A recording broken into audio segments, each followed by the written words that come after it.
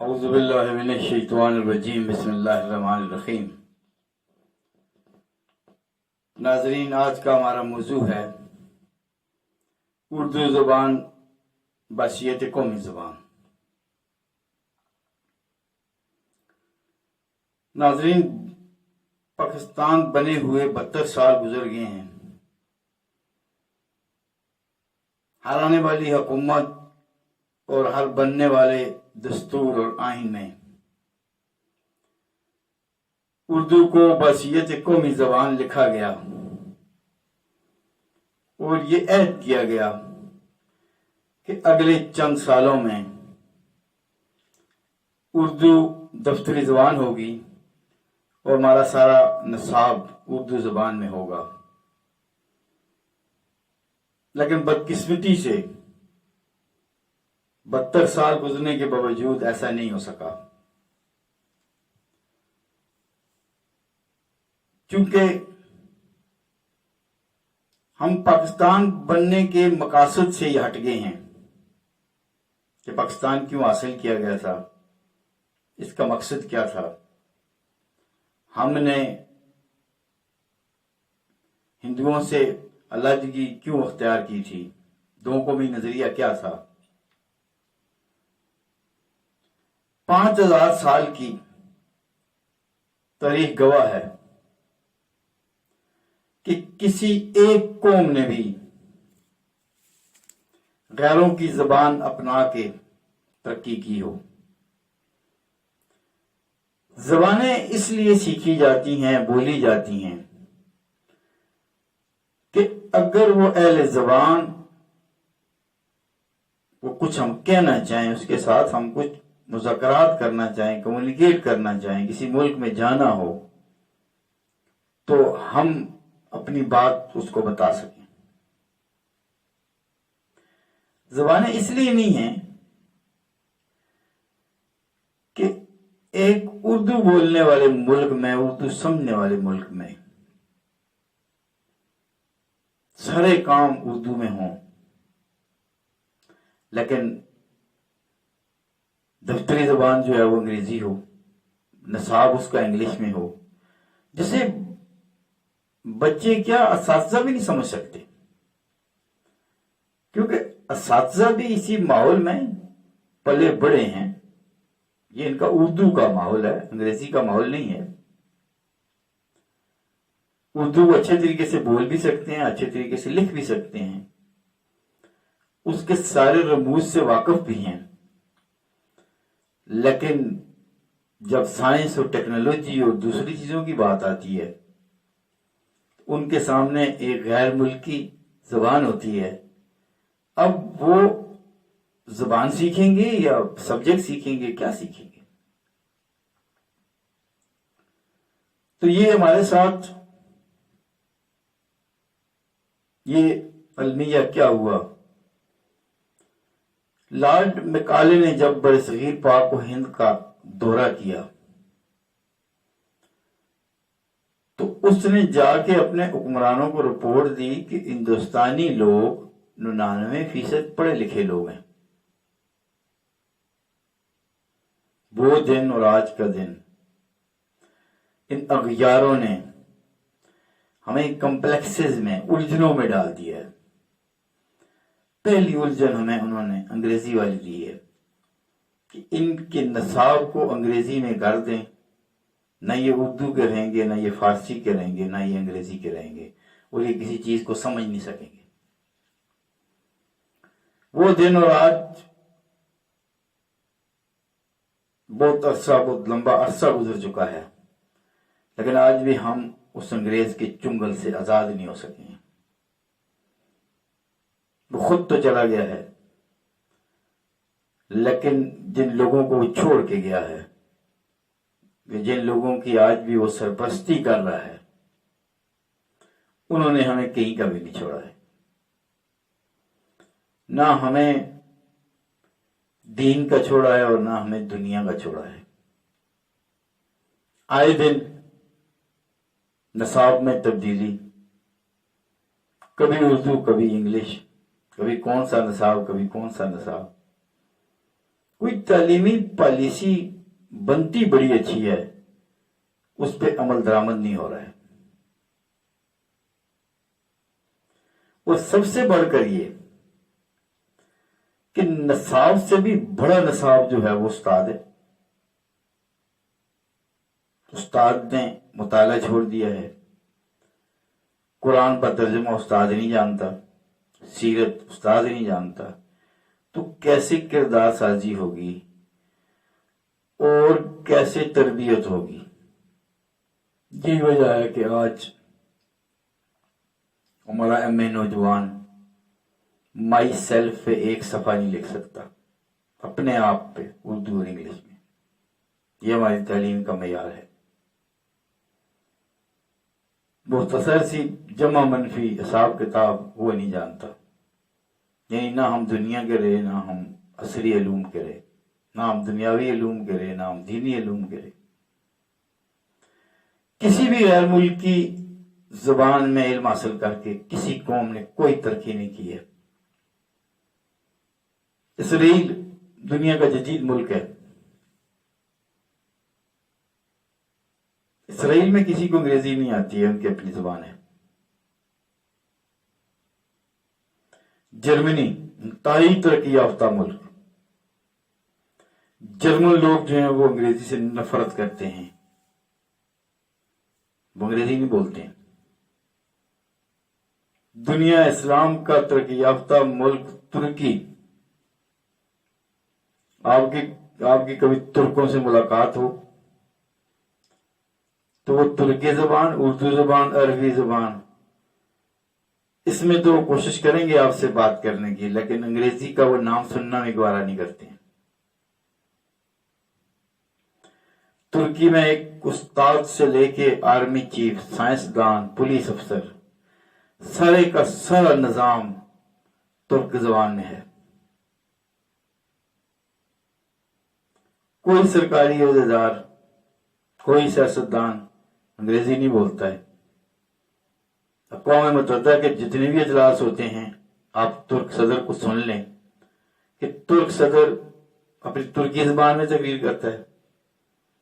اگر کسی نے اس کی بات سننی اور سمجھنی ہے تو وہ ترجمان رکھ لے، وہ جو کچھ وہ کہہ رہا ہے وہ اس کا ترجمہ کروا لے. ہماری عدالتوں میں وکیل بحث کرتے ہیں اردو میں، جج سوال و جواب کرتے ہیں اردو میں، گواہیاں ہوتی ہیں اردو میں، لیکن جب فیصلہ لکھا ہوا آتا ہے تو فیصلہ انگریزی میں ہوتا ہے. اگر فیصلہ اردو میں ہو تو وہ جو کلائنٹ ہوتا ہے، وہ جو مدعی اور مدعی ہوتے ہیں، وہ اچھے طریقے سے سمجھ سکتے ہیں کہ جج صاحب نے کیا لکھا ہے. اب عام آدمی کو سمجھ نہیں آتی ہے کہ جج صاحب کی ججمنٹ کیا تھی. یعنی ہم نے انگریزی زبان بھی پوری نہیں اپنائی ہے. اب انڈیا جیسا ملک قدامت پسند ملک ہے، ہم ایک ساتھ اکٹھے رہتے تھے، بعد میں علیحدہ ہو گئے ہیں. اب وہ بھی اقوام متحدہ میں یا بیرونی فورم میں جب بات کرتے ہیں تو ہندی میں کرتے ہیں. ایران کو دیکھ لیں، سارے کا سارا سرکاری نظام فارسی میں ہے، جہاں بھی جاتے ہیں وہ فارسی میں بات کرتے ہیں. جس کسی کو سمجھنی ہے ان کی بات، وہ ترجمان رکھ لے، وہ فارسی سے ترجمہ کریں گے اور سمجھ جائیں. نہیں سمجھتے ہیں تو یہ مسئلہ ایرانیوں کا نہیں ہے، جو لوگ سمجھنا چاہتے ہیں وہ اس کا ترجمہ کروا لیں. اور دلچسپ بات میں آپ کو بتاؤں کہ ایران سے ہر سال نوبل پرائز کے لیے ایک بندہ نامزد ہوتا ہے. پتہ نہیں ہمارے دماغوں میں کیا گھسا دیا گیا ہے کہ ہم انگریزی کے بغیر ترقی نہیں کر سکتے. اردو ادب کی داستان انگریزی سے بہت پرانی ہے. اردو ادب کی جو تاریخ ہے یہ ہزاروں سال پرانی ہے. एंग्लो सेक्सन अंग्रेजी तो कल कल की बात है, तो नई जुबान आई है। इसकी जो हरूफ है, हरूफ तर्जी हैं, इनकी इजाद बाद में हुई है, ये तो एंग्लो सेक्सन के बाद आई है। अरबी जुबान जो है इसकी हरूफ तर्जी, उर्दू जुबान जो है इसकी हरूफ तर्जी अरबी के साथ जा मिलते हैं। जो जब से दुनिया बनी है वो जुबान राइज है, फरिश्तों की जुबान है। अल्लाह ने जो कलाम उतारा है अपने हर एक पैगंबर पर उतारा है, उसको अरबी में उतारा है। अब आप अगर 300 साल पीछे चले जाएं, हमें अंग्रेजी तो नजर ही नहीं आती कहीं। हमें तो अपनी अपनी इलाकाई जुबानें, हमारे यहाँ फारसी होती थी। हमारे जितने भी पुराने अदबी लोग हैं, शायर हैं, अदब में हैं, तो उनका ज्यादा कलाम फारसी में है, और अगर उनकी उर्दू भी है तो उससे फारसी का बड़ा गहरा असर है। अगर दुनिया में नाम बनाना है, क्योंकि हम असातिज़ा हैं और हमारी जदोजहद है, बसीयत national association for education, national association for education की भरपूर कोशिश है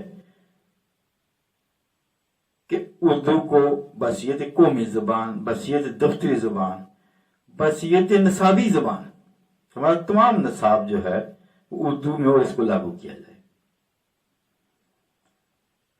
लेकिन क्यों कि हुकूमत में न होने की वजह से, जहां कहते हैं जिसकी लाठी उसकी भैंस, न होने की वजह से हमारी बात हुक्मरानों के कानों तक पहुंचती है, मानते हैं, ये ठीक कहते हैं उर्दू हमारी कौमी जुबान होनी चाहिए। लेकिन फिर जिन लोगों के टुकड़ों पे ये पलते हैं, उन आकाओं को राजी रखने के लिए ये फिर मजबूर हो जाते हैं। तो ये बात रोजे रोशन की तरह यहां है कि जिन कौमों ने भी तरक्की की है, उन्होंने अपनी जुबान की वजह से तरक्की की है।